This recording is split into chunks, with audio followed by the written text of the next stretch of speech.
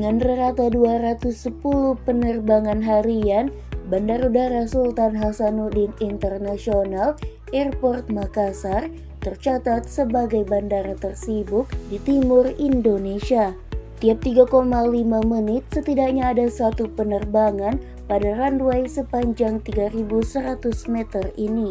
Dari pantauan tribun di Bandara Samratulangi Manado pada Sabtu 11 Oktober 2025, tercatat tiap 45 menit rata ada satu penerbangan.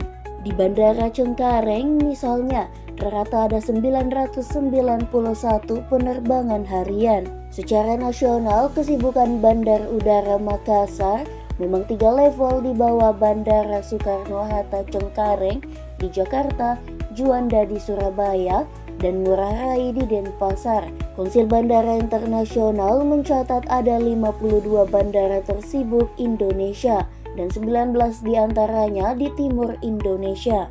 Dewan Bandara Dunia mencatat kawasan timur Indonesia setidaknya ada 198 bandara. Kesibukan Bandara Siam Makassar terdiri 5 jenis layanan penerbangan: internasional, domestik, kargo, charter, dan private flights.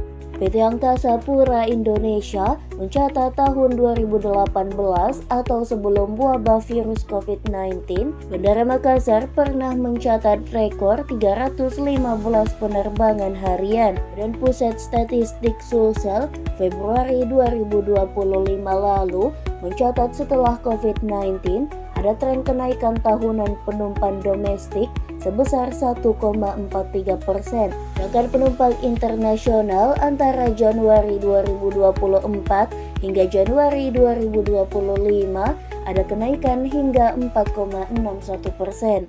Download Tribun X sekarang, menghadirkan lokal menjadi Indonesia.